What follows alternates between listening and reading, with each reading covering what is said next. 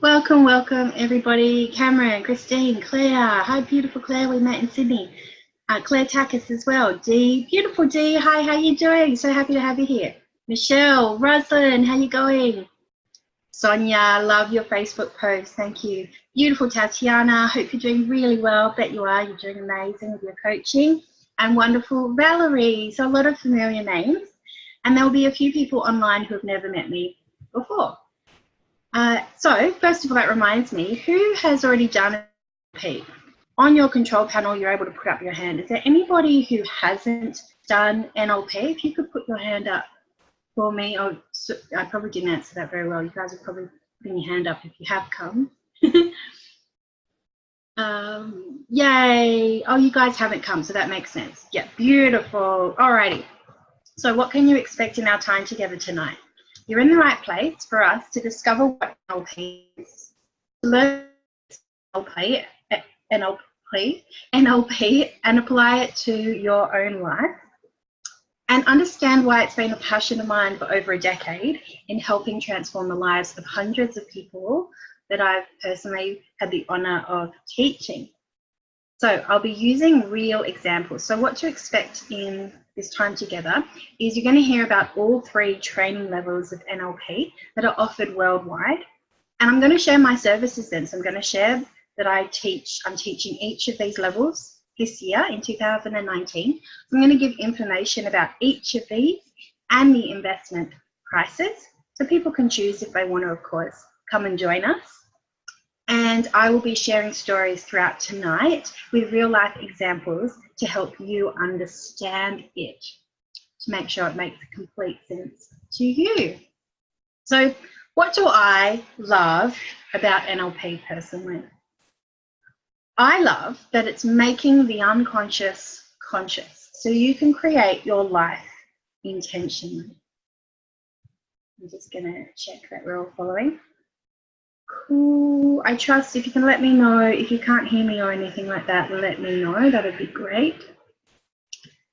And NLP, what I love is NLP is a powerful communication tool, and everything comes down to effective communication, even with ourselves. So communication firstly with ourselves and then with other people.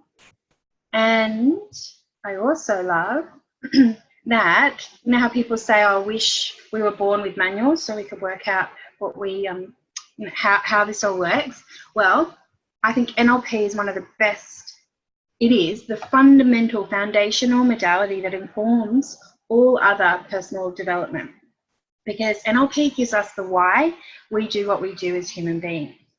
And in NLP, we change the word why to how, to give us tactical, actual processes. And that's the actual beauty of NLP, is we then get step-by-step processes so that we can apply those processes and get specific results. And I think we've all asked the question, at least one time in our life, why do we do what we do? When we observe some funny behaviours that we might have, or funny behaviours of other people, we might go, that's interesting. Why are they like that? So NLP allows us to do this. Now, I also want to say that even if you feel you haven't learned NLP, you'll probably find with me teaching some of the topics tonight that you actually do know probably a lot more than you realise, because again, it is a foundational technique. So a lot of other personal development modalities are going to have some form of NLP in it. So if you've done personal development before, this will be familiar. And chances are, if you've done any management training, leadership training, business and sales training, it's had some form of NLP in it. So some of these concepts you might go, oh yeah, I know that. So that's why it's another reason why it's super cool. So NLP, I'm having trouble saying NLP tonight. Not really a good start, but that's okay. I'm saying everything else fine. NLP allows us to communicate effectively, make change rapidly, and clear negativity from our past. So who am I? I've already shared with you what I love about NLP. So who am I in the first place? A lot of you actually online right now have met me. Some, you actually were a couple of people I haven't had the pleasure in meeting. And there will be people watching the recording of this who we haven't yet crossed paths. So a little bit about me is that I have loved human potential since I was 16. So for the last 16 and a half years, I have loved personal development. I've loved learning and researching human potential. And so I did NLP myself in 2005 actually, April 2005. So that's coming up to 14 years ago, and I've used NLP ever since. Then I became a trainer when I was 23, and so excitingly, this October, when I'll be running a trainer training, will be my 10-year anniversary of teaching NLP for 10 years, which is super cool. And I also have the honour of being one of only 2 master trainers of matrix therapies by Pip Mackay. So Pip created matrix therapies, and I have the honour of being a master trainer, which means I can teach teachers. I can teach others to then teach matrix therapies. And I want to just say, I haven't said before, some of you online right now and some of you watching the recording will be from the wonderful Pip Mackay. So most of you know who she is. She's a pioneer in the field of NLP, and I'm really lucky to have her as a good friend and mentor. Just going to check the chat box. Yay, thanks Claire for congratulating me on my 10-year anniversary with NLP. Yay, it is so exciting. It's really cool. Thank you. So I've also been a volunteer executive board member, including vice chairperson at the Australian Board of NLP, so ABNLP. And this board is a volunteer organisation that holds worldwide standards, but it's fundamentally a national organisation that looks after and maintains and makes sure that when NLP is being taught across Australia, that it's fitting the minimum requirements, such as the time requirements and the syllabus requirements, and of course, then perhaps even more importantly, following moral ethics and making sure that people really have the right values when they're teaching NLP, with all respect to NLP and respect to people who come to these trainings and are so vulnerable when you come to a personal development training. We want to make sure that there are beautiful standards and absolute integrity in place to make sure that NLP is what it's meant to be all across Australia. So that's really important to me.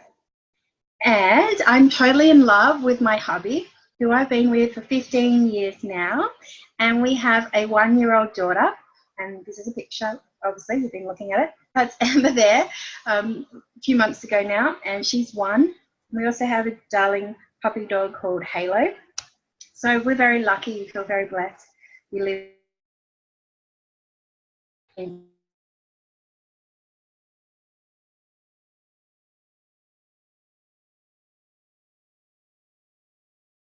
purpose whilst being a mom and a wife and a family member that I want to be. So I think that's really important. I have a coaching business called Love Life with Lauren, and I love teaching others about self-love. And I have an NLP training company called Intuitive Trainings, and people come and do NLP through my company. Also partner with beautiful Pip Mackay at Evolve Now Mind Institute, so that I can provide these NLP trainings for her wonderful people, because Pip obviously, because she's a pioneer, got to the highest level that she could, and she is just creating in her genius more and more amazing modalities and processes herself. So it's like handing over the baton to me that I was already providing NLP training. So it's wonderful that I then get to be a part of Evolve Now Mind Institute in that way, where I can teach NLP on behalf of you. So I love, instead of this just being in your head, receiving information, because too, some of you have already learned a lot of NLP. So you know, repetition is going to be amazing, of course, to hear it again. And you're modeling me too, I imagine. Some of you people, which is great when you've got your own coaching business and you're a trainer, is you're watching what I'm doing, running a webinar and thinking, how can I do something similar? So that's cool, because that's what NLP is. It's modeling what successful people are doing. And so what I want you to do, instead of just being head and learning, is reflect and come into your heart for now and just think over the next hour and a bit, if you could learn something new that you can then apply to just even one of these areas of your life, that would be, you know, super valuable to you. So when you reflect right now and have a look at some of these areas of our lives and have a think, where would you like some new evolution on this area? So improvement. Is there a little bit of a, is there a problem for you in one of these areas, or multiple, where you feel, I really want to resolve this? So just putting the intention there to carry you through for the rest of the evening. I think this is a beautiful wheel of life too. I must admit, I found it on Google. I couldn't see the source, so, but if you search Google, that's where I found this picture. So the story of NLP, or the history of NLP, I'm going to just do this really briefly, but the history is super important because history gives us context, and all meaning comes from the context in which it sits. So when we have context, right, when we can understand where something's come from, where it's come from, well, then we can truly understand the meaning behind it, the philosophy behind it, the intentions behind it. And I love, love, love the history of NLP. Oh, it's saying it's breaking up and screen frozen. So that's not good because I'm connected cool to the internet. Could I just do a quick check-in and ask if people could, I'm just going to put your hand down and your hand down.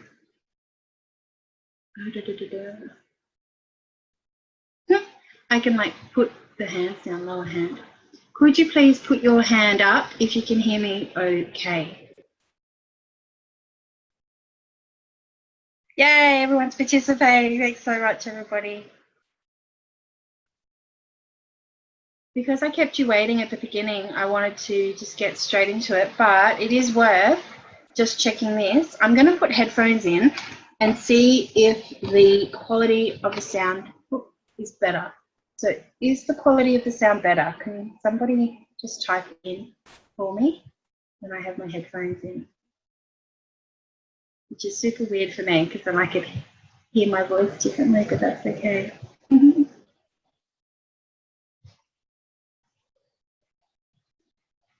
Cool, cool, cool.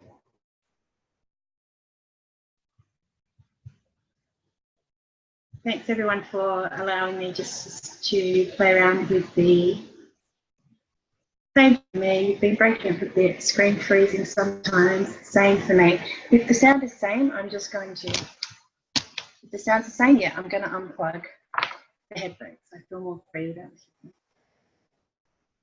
Okay, cool. Thanks everybody. And it sound did break up for a few seconds and it came back, sounds the same. Thanks everybody. Great. I just wanted to check too that I was recording. I'd have assumed that Zoom would be doing that automatically. That's what happens when things are automatic, and we're going to talk about that with our behaviours in a minute. So the history of NLP. So in the 1970s, right, right after the Flower Power movement and Vietnam War, and the 1950s, when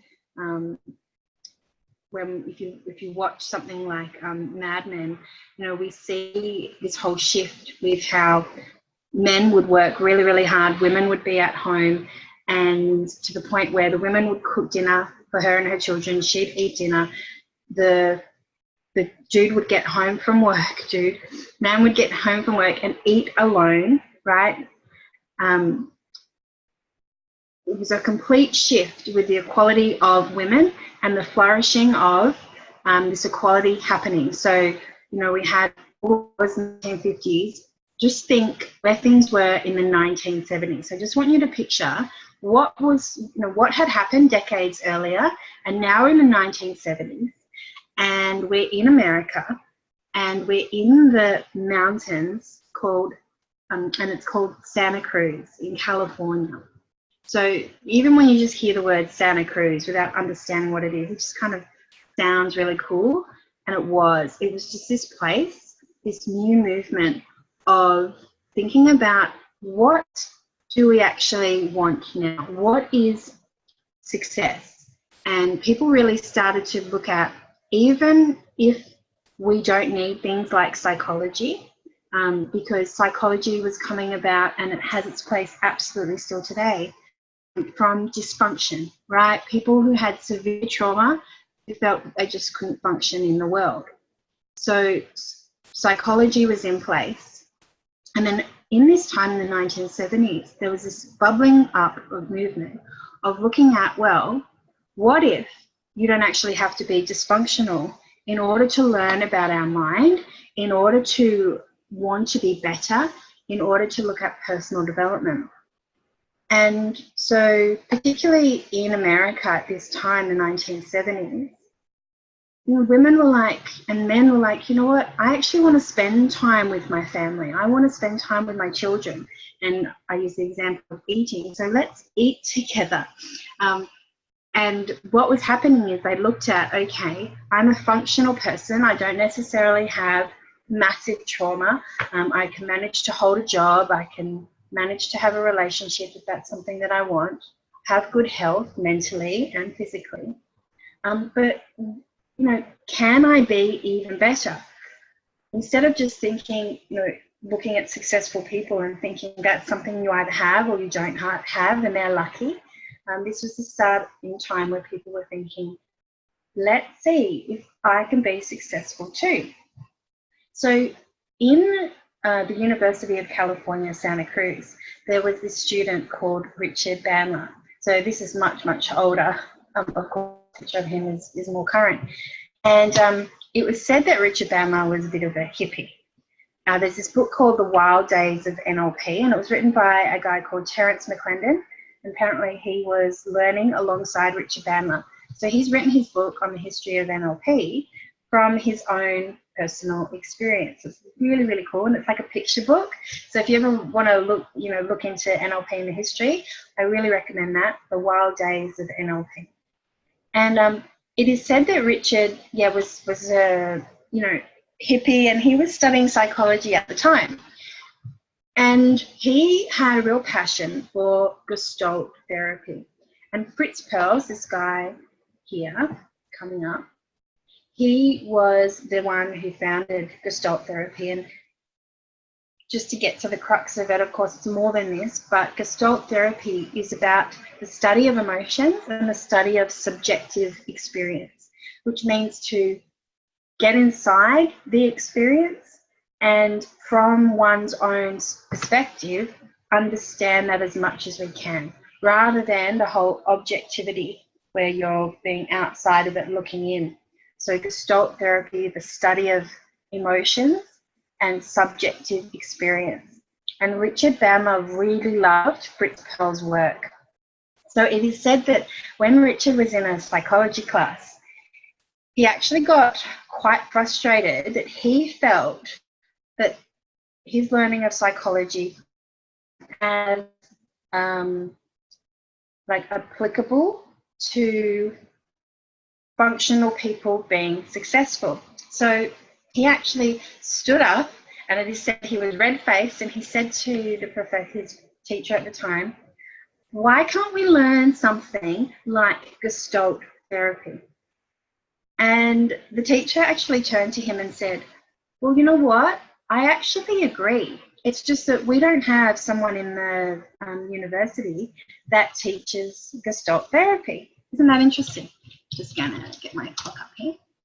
And so as part of their study, students are allowed to teach a topic and present it to the class. And when they do this, it does make up part of the qualification for everybody else, as long as there is a qualified professor supervising.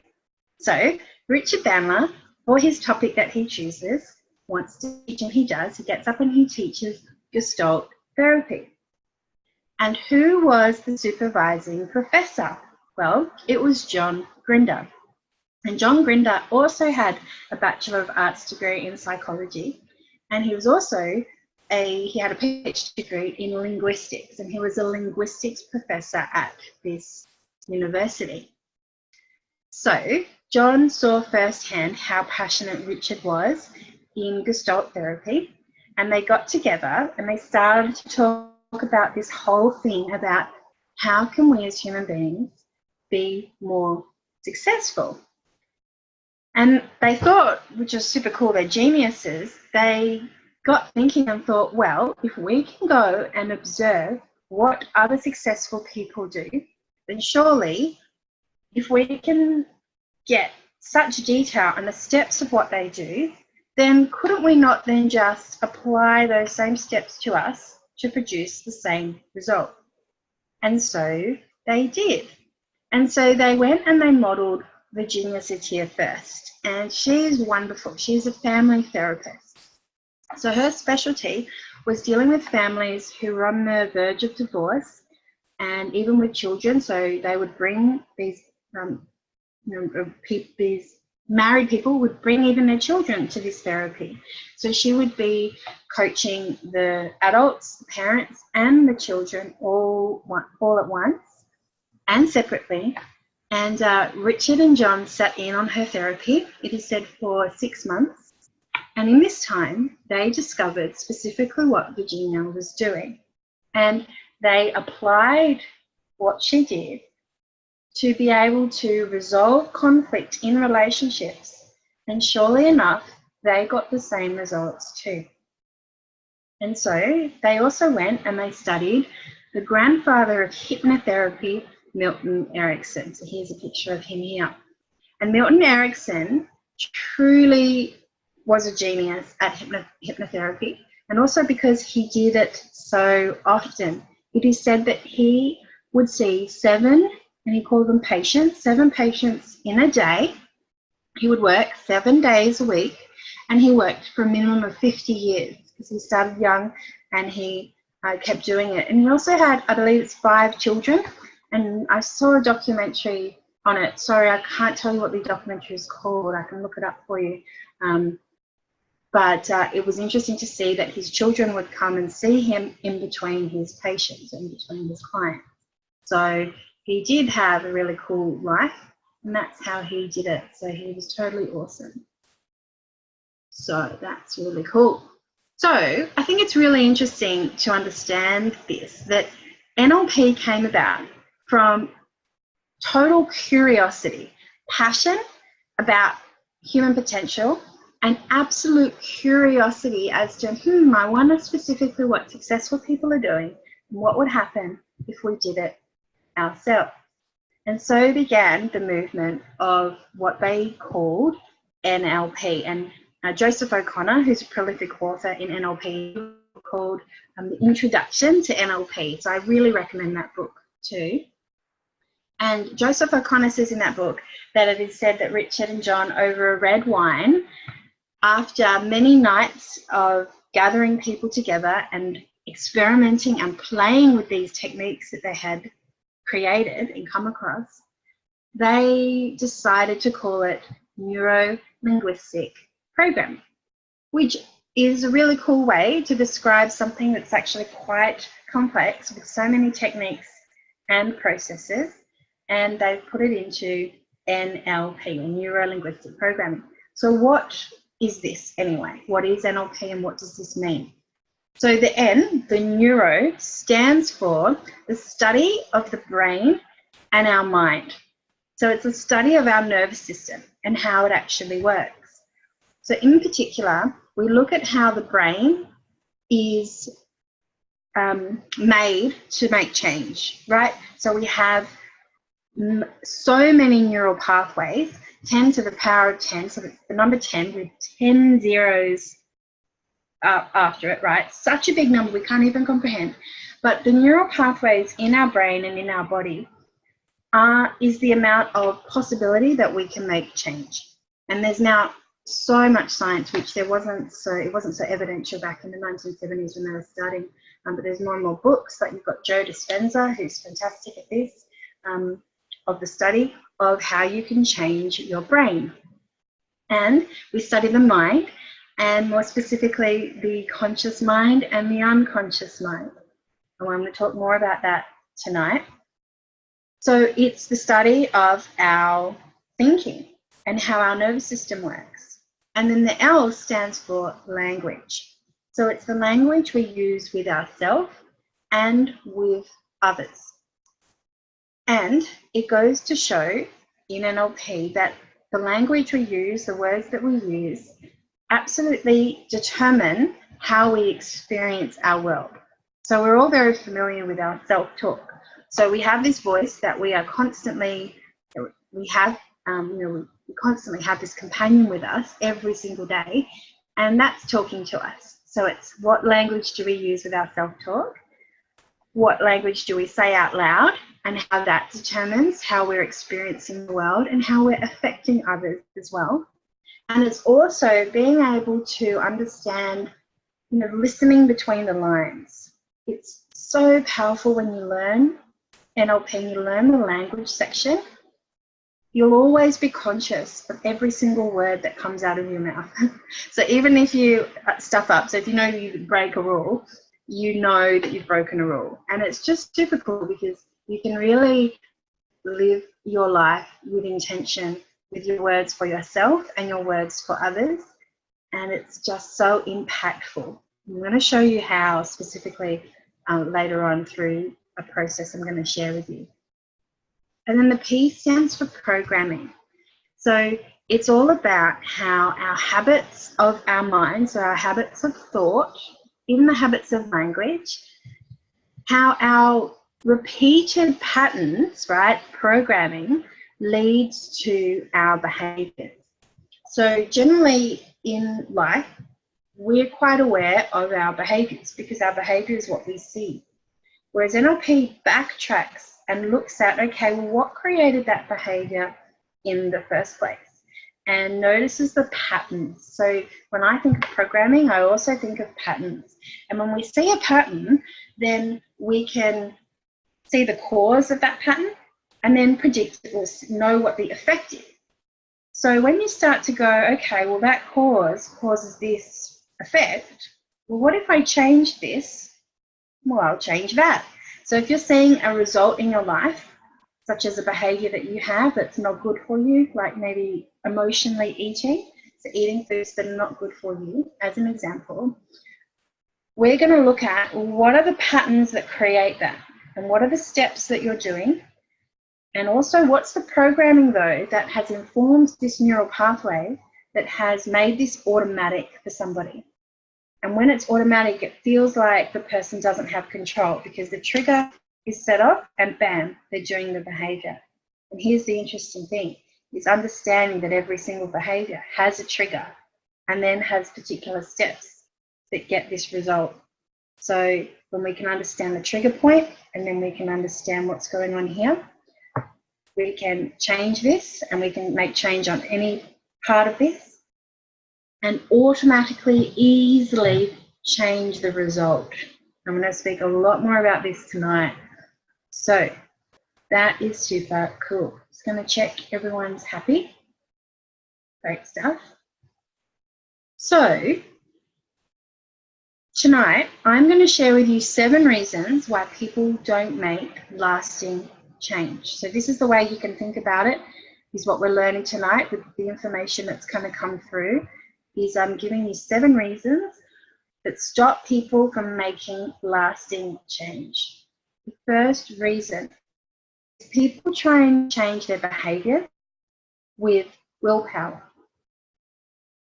and not look at the emotions, the beliefs and thought patterns that are actually creating these behaviours in the first place. So it's exactly what I was just saying. is that we see this external behavior, but what about everything that's actually fueling that in the first place? And when one is trying to change here with willpower, in a minute I'll show you visually, but willpower is said to be only 4% of our mind's capacity. Only tiny, tiny 4%. So NLP's approach to change is to, instead of trying to change the behavior, we look underneath it and before that and think, what are the patterns of thought and what are the thoughts and what are the emotions that's creating this behavior in the first place? And if we make change in the thoughts and or make change in the emotions, well then we can very easily and naturally and organically, the behavior will change. So that's cool. So remember, any questions, let me know, because we're starting to get into these nitty-gritties. Okay, cool. Great. So more on this is our conscious mind, right? So everything we are aware of. Professor Snyder at the Centre of the Mind at Sydney University, he does a lot of studies on the brain, and Pip Mackay actually got to meet him and talk to him, I believe, in 2001. And so he's very amazing at what he knows, because he did these experiments on the brain and studies on the brain. And he was the one that gave us this percentage, that 4% of our mind's capacity is simply what we're aware of, and the rest of our 96% is our unconscious mind or our non-conscious mind, whatever you want to call it, right? But it's just everything we are not currently aware of or conscious of. So your emotions sit here, by the way, in your unconscious mind.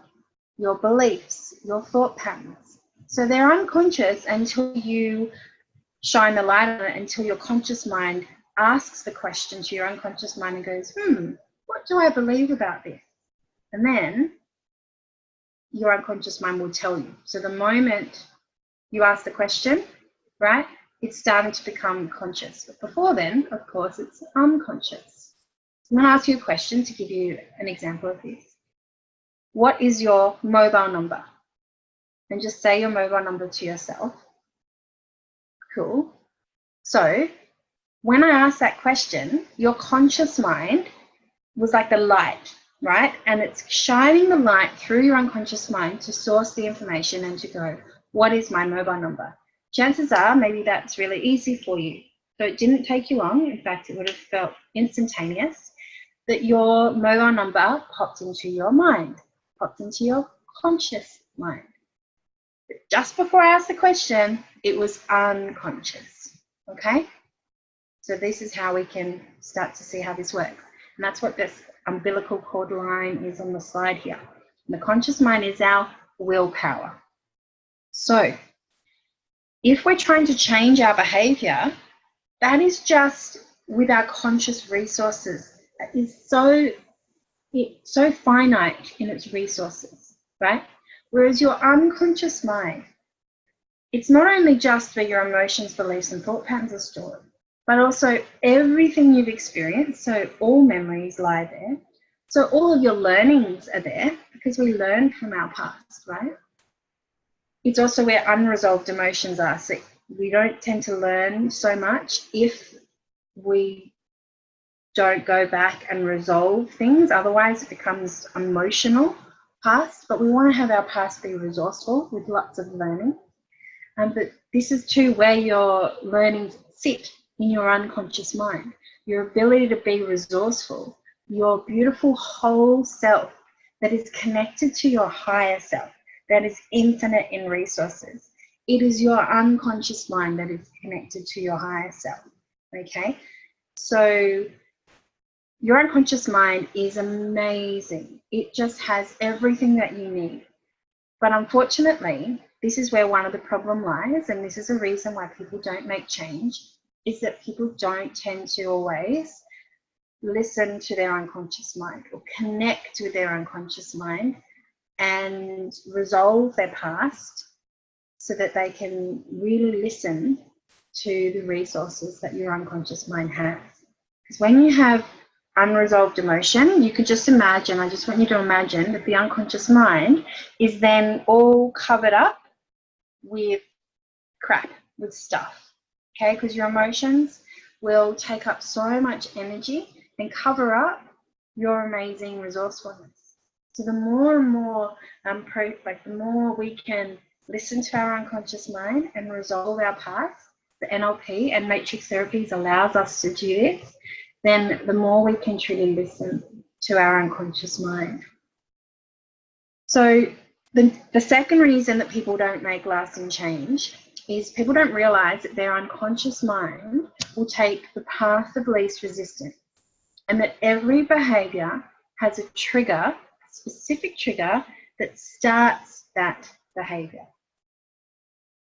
Isn't that interesting? So I want you to think of a behavior that you're currently doing over and over, and it has come really automatic to you. And preferably think of a behavior that you'd like to change, something that's not working for you, such as spending too much time on Facebook. Maybe for you it's scrolling continuously on social media and feeling like you want to get off. You're not really actually enjoying doing this, but for whatever reason, you haven't figured it out yet consciously. You're somebody who scrolls through mindlessly, right, and spends way too much time on social media. Maybe that's one of the behaviors. Maybe it's emotional eating, like I mentioned before. Are you somebody that likes to go and eat chocolate when things get too hard or you're too stressy? And you don't want to face it. Sometimes people can eat chocolate or food to escape as well. They don't want to face the stress. It's not actually sometimes the stress in itself, but it's not wanting to actually look at it and do something about it. It's wanting to escape it. Other behaviors are being reactive, like yelling at your partner or your kids when they don't do something in the way that you want to. Maybe it's the behavior of not exercising. That's actually a behavior. So think of something now that you're currently doing. It comes easy to you, but it's not so good for you. Think of something now. Cool. And then have a think about this. How do you know it's time to do that? How do you know it's time?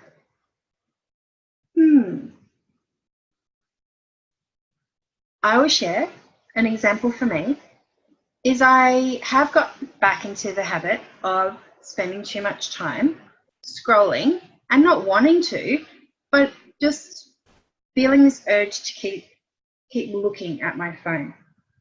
And what I do is I check my email, then I check Facebook, then I check Instagram, then I might have this feeling that, oh, maybe I'll just check my email again one more time. And it's this constant. So if I think about it, how do I know it's time to keep checking these things on my phone? And when I listen to the answer to that, my unconscious mind tells me that the answer is feeling like I want someone to contact me, and I wonder if someone will contact me so that I can get back to them. Or, someone might comment on something and I'd really like to see it. So there's some form of communication to me, whether it be a comment, a like, or a email, right? So that's my trigger. So then if I want to change this behavior, which I do, I can look at the trigger and look at changing that. Or I can look at the steps that I do with how long I spend doing that and put a stop to any of these steps. Other examples of my clients when they've said what their trigger is when they think about, let me just think of a specific one because I had two examples in my head. There's this one where a father would yell at his kids and he would really be over and hate the fact that he would be completely reactive and yell at the kids without stopping and communicating more effectively. And so when we did this process in NLP and we looked at and thought about what is the trigger Well, the trigger for him was when he felt like the kids were not helping him, when he felt alone in all the things he needed to do at home. So specifically, it was in particular when he saw that the dishes were not clean, he would just immediately yell at his kids. And knowing this trigger about feeling alone, well, then we could actually look at that and deal with that, and he could become aware of that so that he could, instead of being reactive, notice the trigger, because that might stay the same, that he still wishes they would support him more. But instead of, bam, just yelling at them, we looked at this next step and thought, could there be a way that he could ask the kids how they're feeling first and then communicate something else? And his communication did completely change because we looked at his strategy. So knowing that every single behavior that we have has a specific trigger, we can then understand when it starts, the behavior, and look at what are the specific steps that happen both internally in our mind and externally, and make change in one of these places here to change the result. So until change is made at the unconscious level, our automatic behaviours will overrun any willpower, because again, your willpower is only 4% of your mind's capacity. So knowing that your unconscious mind takes the path of least resistance, right? That makes sense. It takes the way that is always the easiest, the shortcut. What this means is we need to make our new desirable behaviours our automatic and our easier ones. So it's got to be more juicy. It's got to feel better than what we're currently doing, so that the new, beautiful, feeling good behaviour overrides this old, unresourceful behaviour that we're doing. And NLP processes allow us to do this. So this is an NLP process. You learn at the first level of NLP, and it's called strategy. So I have mentioned this just now. I'm going to go into a little bit of detail with this. So strategies are the order and sequence of the steps we take in our external world, as well as the internal steps that we also do, which is how we feel, and a specific thought that we have that produces a specific result. So in my example that I gave before, my result is constantly checking my email and all my social media platforms. I'm just doing it over and over, particularly when I'm tired. I haven't found an easy way. I notice this in myself because I'm observing myself, and I notice it's particularly when I said when I'm tired, right? And I just feel so addicted to the process that I can't actually, I'm finding it not so easy to get out of it. It's like my mind goes, well, how do I stop? But becoming aware of this, my first step that I do, so these boxes are the steps. The first step that I've done is feeling like, ooh, I want to be helping more people. So I want to be hearing from more people. So have they asked me a question? Have they commented on my social media? Or have they sent me an email? And that's what it's really about. Then my next step is to keep checking. And my next step is this feeling, it's this urge. So that's an internal step where I'm feeling this urge to just find this, find a comment, find a like, find an email, right? And the result equals me constantly doing this. Does that make sense? So here's a result, and here are the steps that I'm doing. So you can see that the first step is internal. It's like, I want to see, so it's a visual, I want to see if someone has contacted me in some form. And then the second step is the action of actual looking and wanting to see. And then the third step there is the feeling, this urge of, oh, I just want someone to reach out. And this just goes in the cycle and cycle. Another example is you see something you like the look of, then you say something to yourself, like say you're going shopping and you are looking for shoes. So you see a pair of shoes that you like the look of, then you say something to yourself like, I need this. And I love this. They look really great, and it fits all my criteria. Like, it's going to be comfortable for me to stand in for 7 hours in a day. Yeah, it's not too high. They're not too high heels, so they're just cool. I like the color. I like the price. It all sits here in this first step because it's what's called information. This step is information because we categorize the steps. So the first step is visual because you see it. Second step here is all the criteria, so it's called information. And then the third step is I feel really good about these shoes, and the result is you buy them. So you get a really great feeling about it, and the result is to make a decision and buy the shoes.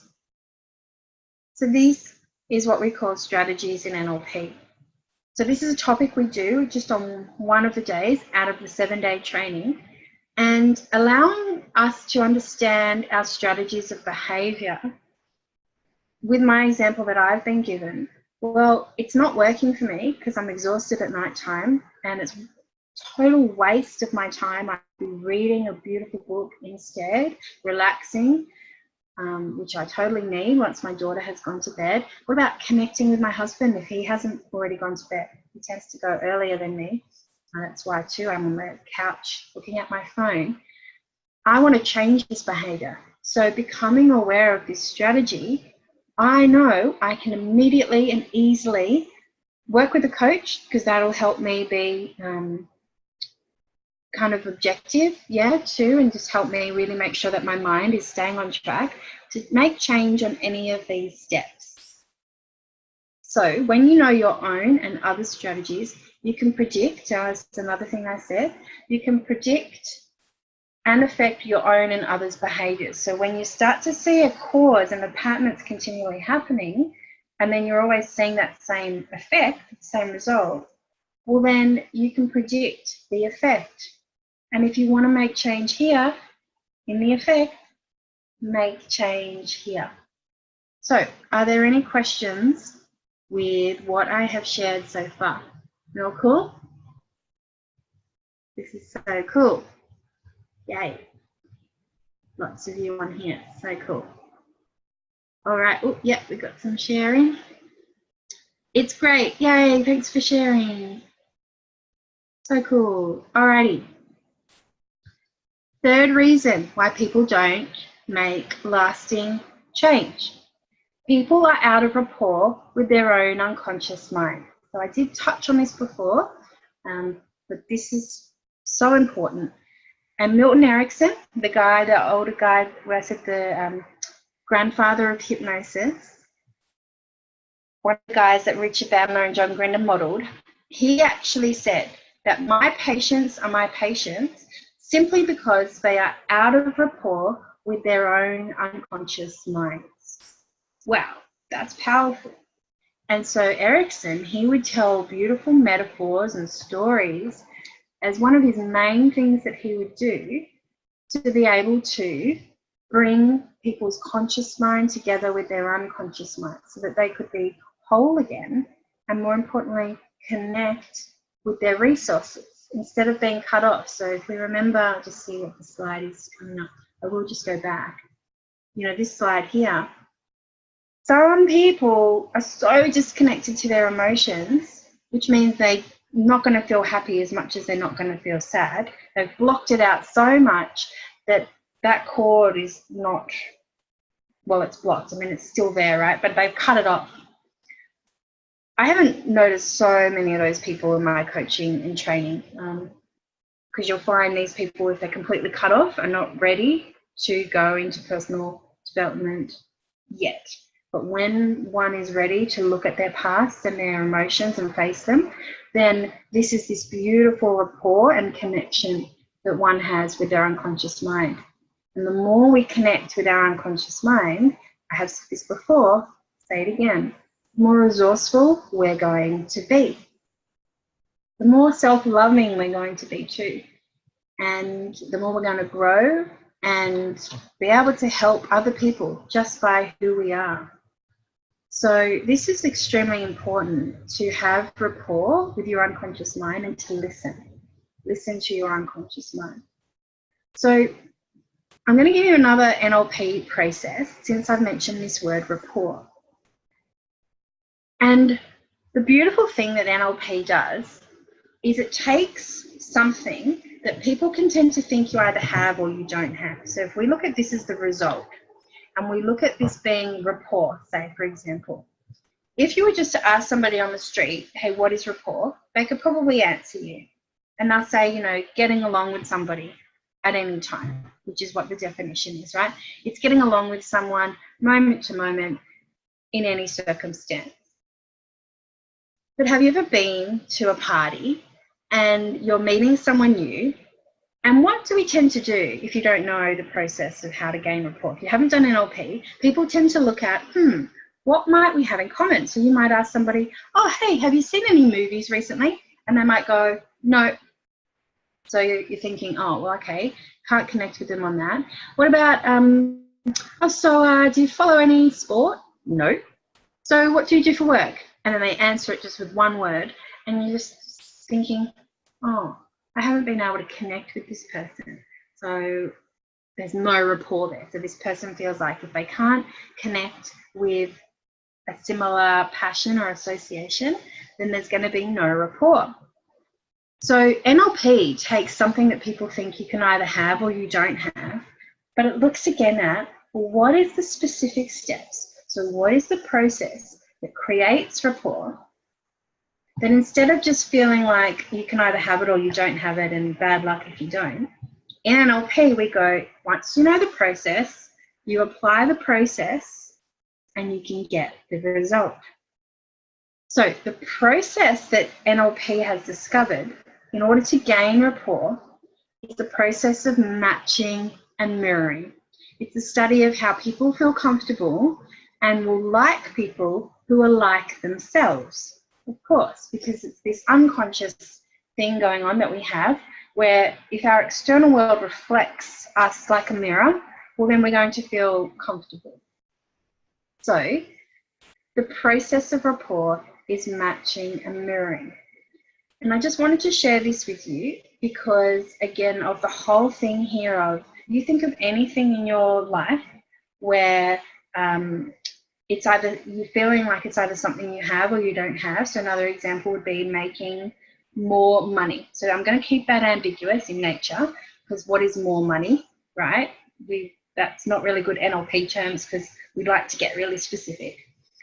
But if we look at, well, more money, that's actually just the result. What the process that will allow us to get more money. So we look at successful people who get really great results in this area, of course, and then we look at, well, what is the process that they do? So not only does NLP look at the process, but it looks at the best. It looks at the most successful. So as I said in the history, NLP looks at how can a functional person be more successful, right? And again, once we have the process, we can more easily get the result. Cool? So cool. All right, we're doing well for time. So coming up to 8 o'clock. So there's 3 levels of NLP, and the first level of NLP is called practitioner training. So practitioner certification training of NLP and matrix therapy. It's a 7-day certification training, and in this 7 days, we learn how to communicate with yourself and with others with power and integrity.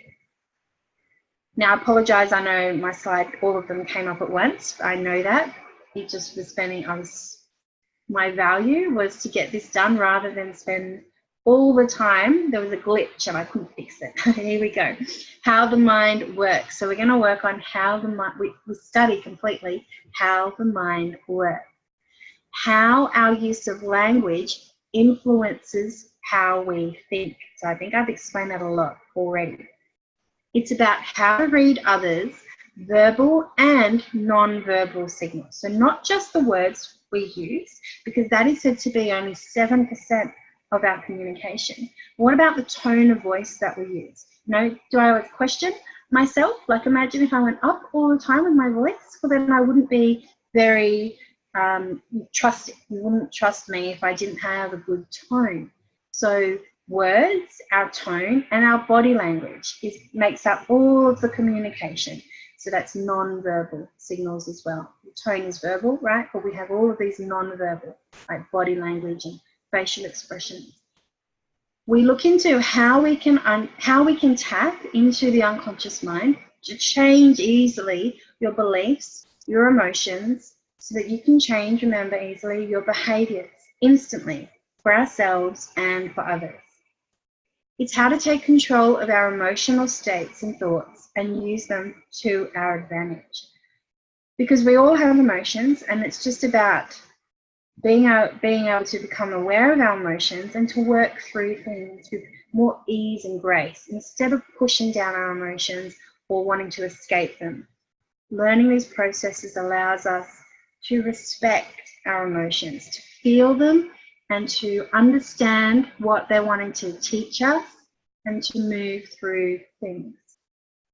I just want to say a little bit more about that, because NLP and personal development, particularly want to share with NLP, it's not about always thinking that we're never going to have problems in our life, or if we have a problem, we have to change it, because that's just not natural.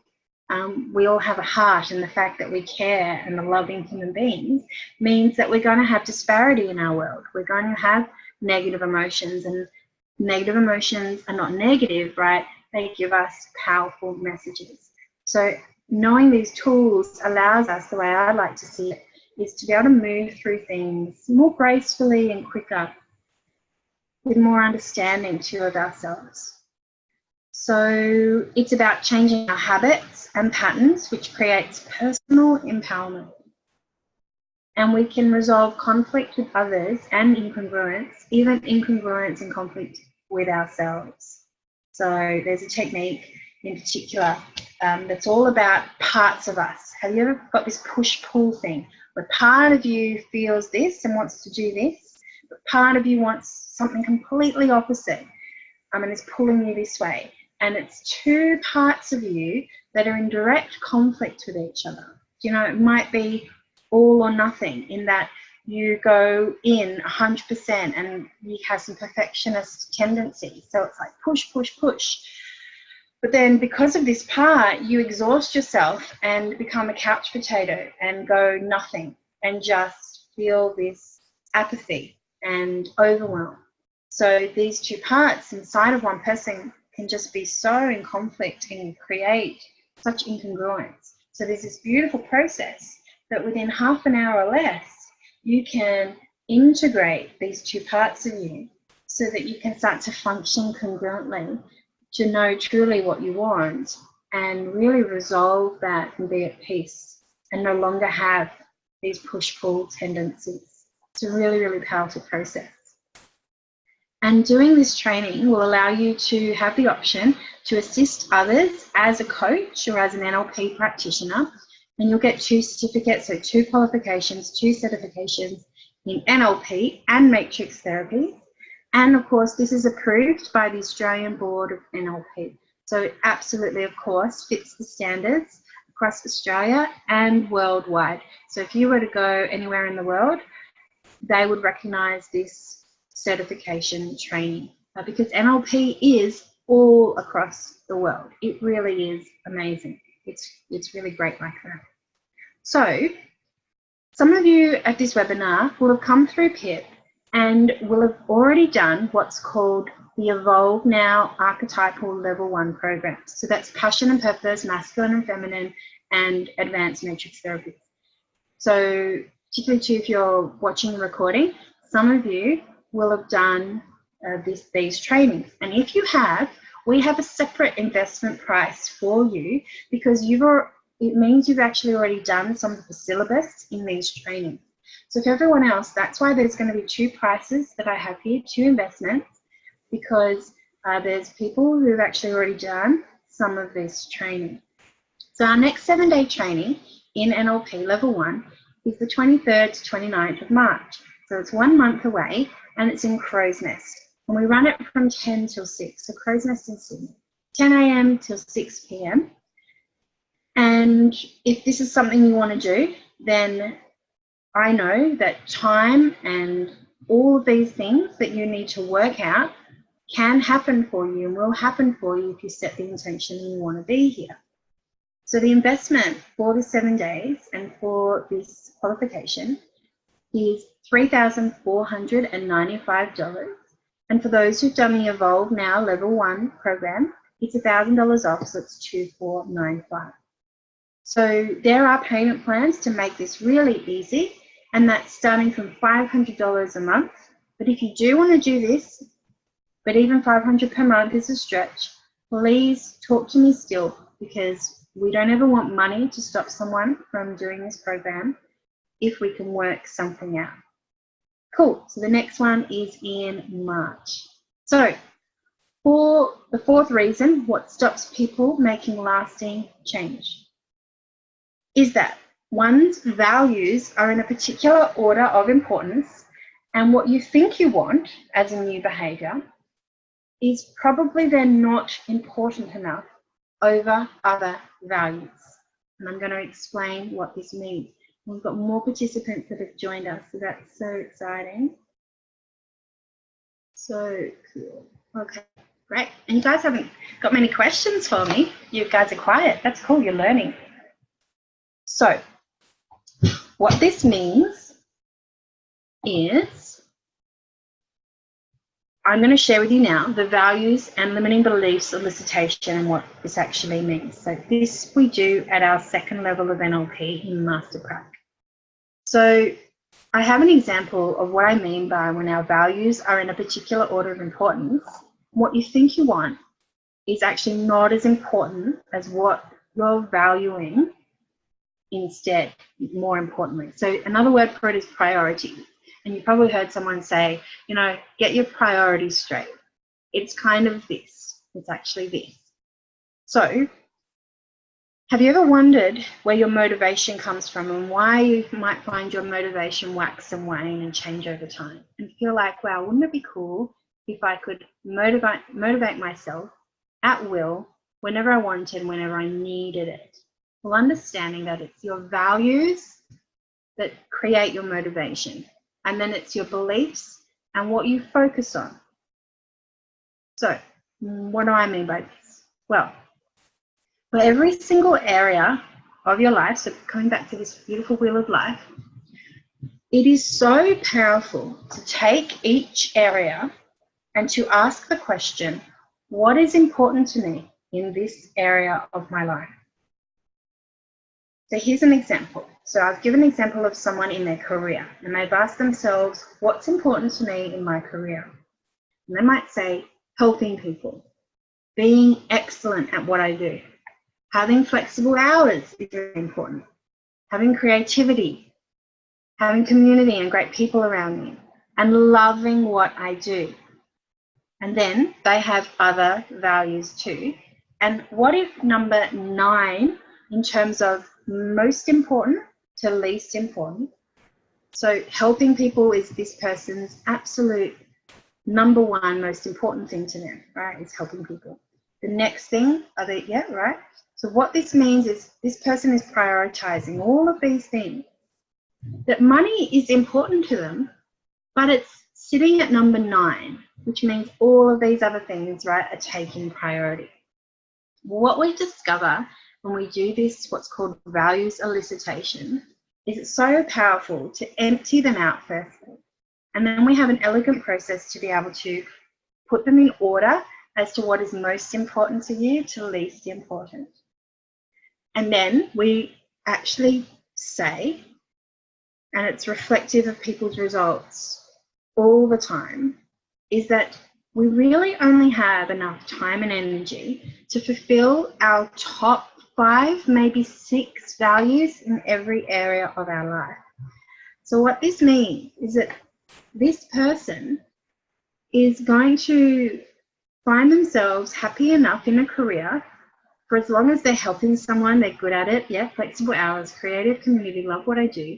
To this person, they have not prioritized money, which means they are willing to get all of these things and maybe not get paid so well, right? So maybe this is when they started and that these values were really working for them. And then over time they realize, I really want to make more money, and I'm wondering why it is that I'm not one to receive money in the amount that I want to. And our values show us this. So we would say for this person, if money is at number 9, that they're not making the money that they want to. And how we also look at this and then want to move it up to make it more important to this person, and so that they're making more money, is we want to look at what are the beliefs that have created this, what's called hierarchy in the first place. So how is it that we have this order of values? Well, it's actually our beliefs. So chances are this person has some beliefs around money that's not serving them so well, and hence as a consequence why it's down lower in their hierarchy. So we do an elicitation, which helps us discover the order of the values, and then the beliefs, and then we can clear the limiting beliefs. And naturally, organically, the unconscious mind then, when you've got more supportive money beliefs, this person's unconscious mind will move money up into their top 5, maybe 6, but preferably top 5 values, so that they start to prioritize making money, and perhaps probably even looking after money better as well. So does that make sense? It's my absolute favorite topic in the second level of NLP, and there's so many amazing topics in this level, but this is just so super profound. So when I did this years and years and years ago, when I was first learning NLP, I had something similar to this example. So money was quite low for me. And when I changed the beliefs around money, organically my unconscious mind moved money up higher, but it also installed a new value that wasn't there before, and it was marketing. It was marketing myself. And I do this with my hands because marketing sat above money, because I started then to go, wow, well, I have to market myself. I have to share my message with people, which will, as a consequence, I will make more money from. So in doing these processes and doing these values, we can start to have new values too. Yeah. So what about health? That's a very tangible area of life too that many people focus on. So what are your health values? What are your family values? And all of these others. But career is a particularly powerful one to do, particularly when most people want to make more money. It's really reflective in how this sits in their values hierarchy and what are the beliefs around it. And moving up money higher is just so super cool. And health is another one that people really work on, because when you can do life values in general, and generally, you know, family sits up high for people, and then family, and then health, or health might be quite high for somebody. But it's so powerful when we're doing these, when we do a value solicitation on one of these areas and get to the nitty-gritty of what is creating our behaviours in the first place, and it's because of what we value. So I'm trusting that that's making sense to everybody. Yeah, I got some cool comments. People are reflecting and thinking about what are their values. Oh, and so by the way, I have a handout actually, so I'll email you tomorrow a handout on how you can start to elicit your values and start doing this process. So I'm happy to send that to you. I'll do that tomorrow. I'm going to send it to you, just you guys who've showed up live tonight. It won't make sense to people until they watch the recording. So if you're watching the recording, email me for the handout, but I'm going to give you guys who turn up live tonight the handout tomorrow. So our fifth reason, what stops people making lasting change, is also our personality types. So in our program in NLP, we look at 16 different personality types, but just as one example is we've all heard of if you're an introvert or an extrovert. So personality types are all about how we process our external world, how we process information in our current environment. So as an example with introvert and extrovert, this is going to affect our relationships that we're in, but also how we perceive the world. So a quick summary of each of these is an introvert has energy sucked from them when they're surrounded by a lot of people a lot of the time, right? So what we want to think about is when people are exhausted and you need to recharge your batteries, do you need to be by yourself? And that can include your significant other, which would be you are an introvert. Or do you actually get energy and recharge your batteries by being around more people? Like going to a party would be your ultimate Friday night, having fun and just recharging, right? But for an introvert, that's actually like their worst nightmare. That would be so exhausting. It would be the last thing that they want to do on a Friday night after a big week. All they want to do is go home. So you could see, imagine if an intimate relationship had one person be introvert and another extrovert. The extrovert might invite people over and the introvert would be thinking, no, why are you inviting all these people? It's the last thing I want to do. And so this can create problems, but also imagine in the workplace for these people. You want to make sure that introverts are in the right roles at work and extroverts are in the right roles at work.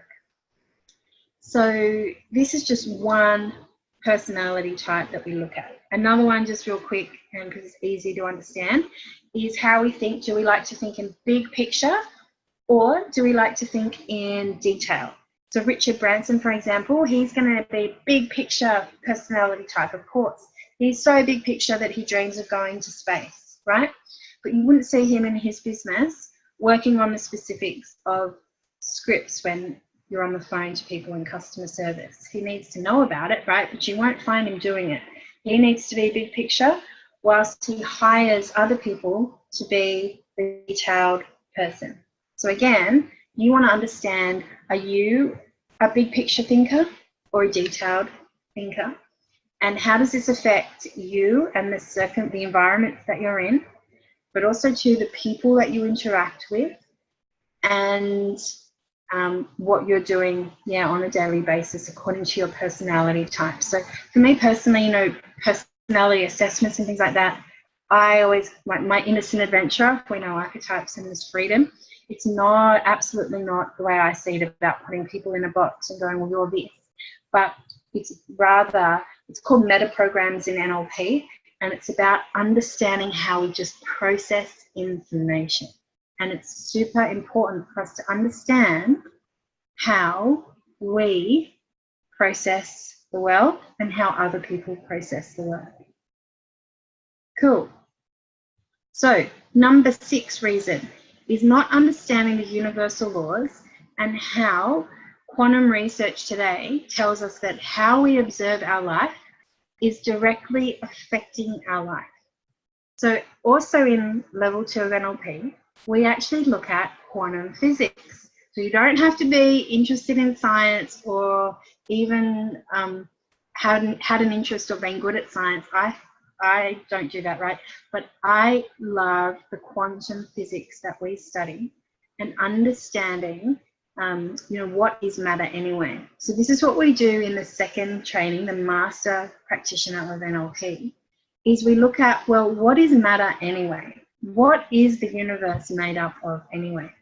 And how quantum research is telling us that just because of the fact that we're observing our world, we are projecting from our emotions, our beliefs, our values that are all internal. It's scientifically proven that we are affecting our external world directly. So what it's saying is that if we make change inside, we're going to see and notice profound change on the outside. Someone's just having a little comment, so check it out. Yeah, I used to think I was an extrovert because people told me I was, because I was present as outgoing, but I crave being alone. Yeah, because we adapt in our environments, but it's what are we really? What's our personality type when it's just organically us? Yeah, not how we adapt in environments because we need to, or a skill we learn. So that's why it's so powerful to understand our personality types. Thanks for sharing. So we also, at this level, with quantum and understanding to what we're made up of, and then the way we use language, we look at conversational change, being able to make change in ourselves and in another person with integrity, being able to influence change just by conversing with somebody. We look at values. We spend a whole day and a half on the values that I was talking about, looking at what they are, our beliefs, clearing them, making change, so that this area that one person focuses on for values completely transforms. In fact, had a client who did career values, or student rather, sorry, she was at this training, and she did career values and she looked at money. It was really low down in her values of importance. She cleared that belief. Well, she was a demo, so she got up the front with me, because at these trainings, I teach you the topic, and then you always partner up with somebody so that you get to be practitioner and you get to be client for every single process that we learn. So you're making change, and that's actually our priority, is that you get to make the transformation yourself, and you then also get to practice with another person. So if you want to coach, you have that practice. But even if you don't want to coach, helping someone else means that you make change more so anyway. And this person, the student, she cleared her money beliefs. Straight after the training, her coaching business completely transformed. She let go of her corporate job. She's just working her beautiful coaching business, living her passion and purpose, fully financially stable and flourishing, looking after her, just by looking at her values. And we had a session on the weekend. She's working with me for something else, and she even mentioned that again and said how grateful she was that since this training, her business and her money in her world completely transformed. And we look at advanced modalities. So this is changing the meaning of our outside world for better results. Advanced language patterns. We do advanced reframing, so changing our perspectives on things. We learn Ericksonian hypnotherapy. Modeling excellence. So we look at excellent people getting the results that we want to get, and how do we get their strategy to get those results. And meta programs, they're the personality types that I was mentioning. And again, the option to assist others, because you get certified at this level. So your scope of practice and what you're going to be able to help people with, if you are a coach and want to help people, totally expands. And you'll also get advanced matrix therapies as part of this training. So that is being able to let go of negative influences in our lives, such as parental programming, and letting go of negative emotions, anger, sadness, fear, hurt, guilt, and letting go of any other limiting decisions like I'm not worthy, I'm not good enough. Any limiting belief that someone might have, we clear that at Advanced Matrix Therapies. We do the dream analysis script, we do self-love, shyness, and power scripts.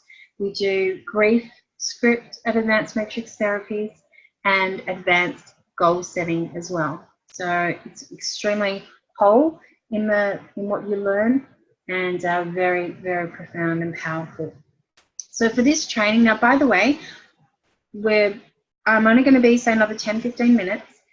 There is a package. If you haven't done NLP before and you want to do all 3 levels, we've packaged it together so it saves you thousands of dollars. So I'm going to share that with you at the end. So this level, Master Practitioner in NLP and Matrix Therapies. Our next one is in June. So the 8th to 13th of June, which is 6 days straight, and then another 3 days in June that month. And again, that's in Sydney at Crow's Nest. And the investment for this one is $4,495. And if you're Evolve Now graduate, it's $1,000 off at $3,495. And again, a reminder that there are payment plans available starting at $500 per month. So what is the 7th reason that people are not making change? Excuse me, I've noticed I haven't had any water. I'm so thirsty. Is people don't know how to then communicate effectively when they've made change. You must be able to communicate that outwards, even in just the way that one is being. Be a leader and be a master at what you learn. So, okay. So I have noticed this in the hundreds of students that I've taught all across Australia. The people who really live the philosophies of NLP, really integrate what they learn, the people who do that the most and more effectively in their life are the people who really want to look at artistry in something. So this just applies now even outside of NLP, but even just for yourself, maybe with your current work that you do, is thinking about what level of excellence are you working at. So there was a level when you were at apprentice level. When you started, when you were learning, then, you know, this is more in like a tradesman kind of context, is you'll have an apprentice, right? So you went through this level at some point. And then you get to a point where you can work by yourself and you don't need a mentor so much anymore to, you know, to really know what you're doing, but you do check in. So craftsmen will still want to be learning from people who are doing it better than them. And this person will start to need just a bit of supervision, but not what they needed at apprentice level. Then from that, you start to become a master at what you're doing. So maybe are you a master in your current work? So a master is someone who's able to replicate what really successful people can do. But they're still only a master because they don't go out and really make it their own yet. But this step is so important because some people, instead of replicating what works, try and do their own thing and other things, but really what that means is they're just escaping and thinking they're at a particular level.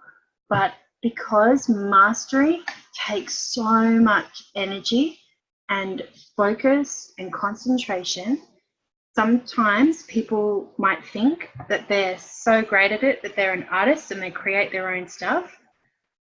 But you're not a master until you can really, truly replicate what's been before you and understand it so deeply that when you do then create something that's new, that what you then create that's new is actually truly unique and profound, rather than just I'm going to use the word regurgitation of something else, and it's a much lower quality.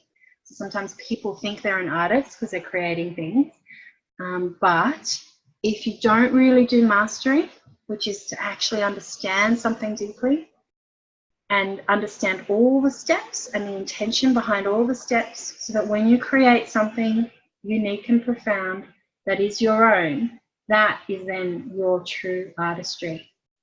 So I hope that makes sense. I think that does, but having a think about for you, what level are you at when it comes to your work?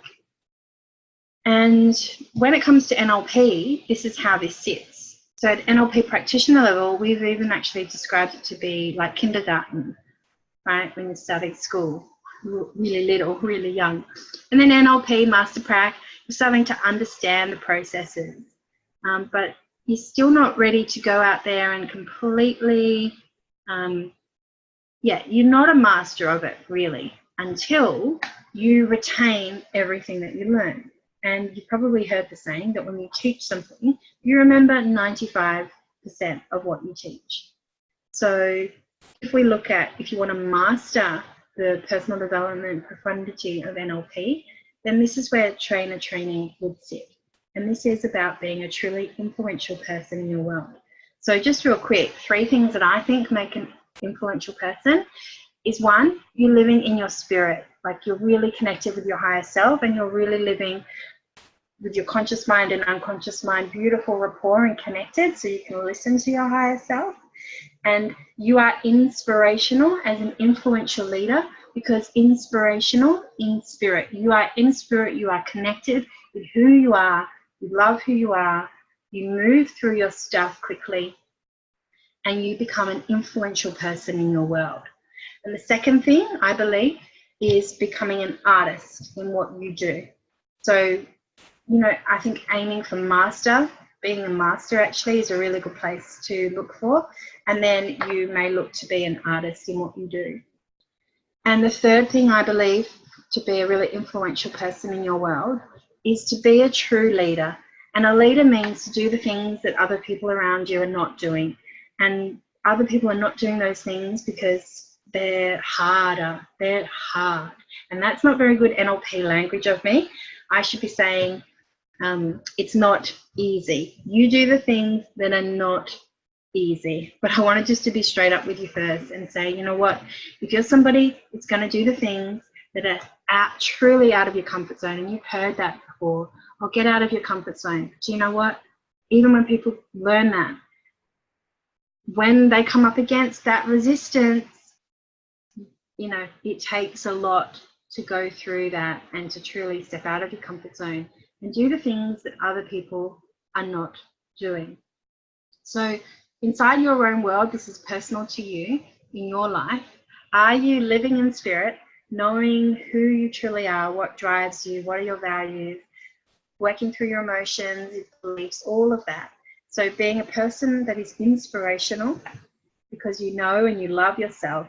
2, you are aiming for artistry in your life. And 3, you are a leader, doing the things that other people won't do, but then inspiring others to follow your lead. So that's a person of influence. And I think trainer training is really profound for that in NLP. So the third level of NLP is a 14-day certification training. And I'm almost finished, guys, so we're doing really well for time. And then I can take any questions if you've got them.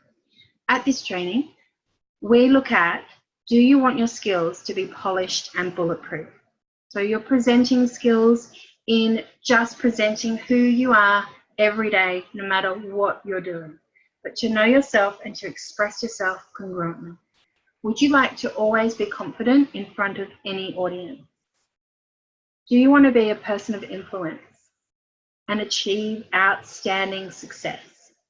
Do you want to take a quantum leap in your understanding of NLP? And if you understand NLP, you know, it's beyond NLP, it's understanding human potential. Do you want to step up to the next level of your mastery and wisdom, again, in human potential? And if you are a coach, trainer training makes you an outstanding coach. So it helps you go to the next level of your personal growth. Now, the majority of people who come to trainer training in NLP, not just through us, but in any other NLP school, the majority of people who do this training don't actually want to teach NLP, but it just gives people the opportunity to. But people come because it's just so profound in the way you learn to present yourself and then learning the philosophies of NLP, like living them, not just learning them, which you would do at Crack and Master Crack, but living them because you've taught them, they're ingrained inside of you. Well, when I say you taught them, you learn to teach at this training. So just by doing this training, you live NLP, even if you don't want to go out and start teaching it. Although, if you do think about it, you could start this training. All you need to do is level 1, level 2, and level 3. This training allows you straight away after completion start teaching the 7-day NLP practitioner training. And you can sell that training for at least $3,500 because it's actually under industry what other people are charging. So if you look at NLP practitioner these days, it can actually be $4,500 upwards.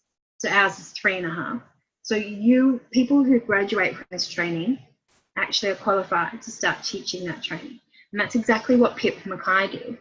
As soon as she did her trainer training in the States, because it wasn't available in Australia, she came back to Australia, taught her first practitioner training, and her business soared right from there. She says that she will share with anyone that she made $250,000 in 6 months from selling 12 people in to practitioner training. And then she did 3 of those, did a master prac, and woohoo, and she did some coaching on the side.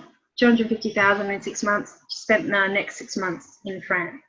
So the potential to earn money, if this is your passion, to help other people, that is possible. And also too, even if it hasn't been a passion for you, we've had plenty of people who had no experience in coaching and training, when they come to these trainings, realize what they can do with them and set up their successful businesses. It's truly phenomenal. I'm thinking of this amazing married couple in Brisbane.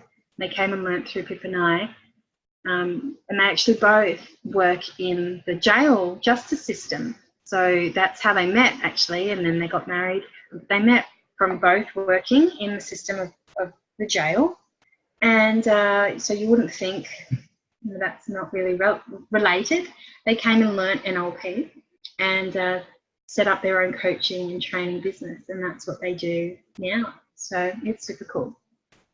So this training, the next one is the 5th to the 11th of October, plus 2nd to the 8th of November. So we do 7 days straight, we take a month break, and then we're on for another 7 days. And again, it's in Sydney at Crow's Nest. The investment for this one is the same, and it's $6,995,000. And again, if you're involved now, payment plans are available, but I just want to share this package of all NLP, saves you thousands. You get your practitioner training at $3,495, or EN is what Evolve now, $2,495. You get Master Prac at $4,495, NLP Trainer training at $6,995.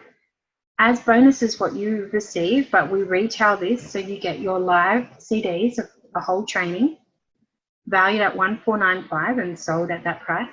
Same with our Master Practitioner CDs of a full live training you get to keep on audio, so you can listen back over and over for the rest of your life. All of that adds up to $15,975,000, which is what a lot of people, when they're investing in personal development, will spend, right? But what we're going to do for you, what we are doing, is total value $15,975. We're going to package that up for you, and it's just $12,000. So it saves you just under $4,000. Evolve Now graduates, by the way, you get it for under $10,000. And there are payment plans available. And what it would look like to do all of it is get started with a $500 deposit, and it would be 24 monthly payments of $500. So that's what it would look like. So if there are no questions, I'm just going to offer some more time for questions. But thank you too if you're watching the recording. This is officially the end. What I'm going to do is I'm going to be emailing you tomorrow. If these are something you're interested in, remembering you can do the training separately. So just to start, the NLP practitioner training is $3,495. So that would be 7 payments of $500 for 7 months at that, if you don't want to pay in full. Yeah. You work with offenders in the community. NLP is very relevant and useful. Very, very true, Claire. Absolutely. But I think I meant to, they came out of working for someone else in a system and creating their own business, but completely relevant. Absolutely. Hey, beautiful Lauren. Great refresher. Yeah, fantastic.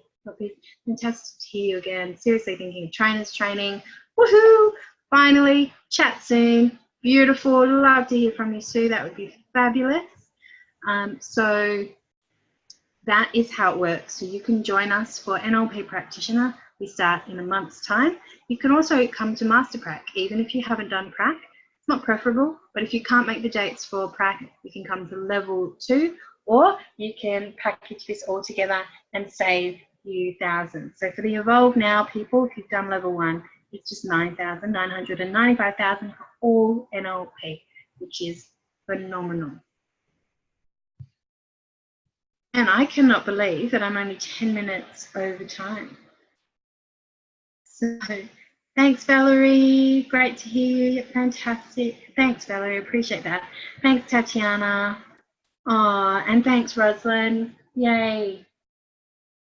Beautiful. So please feel free, though, to email me any questions if you do think of something, anything that's going on for you. I'd totally love to hear from you.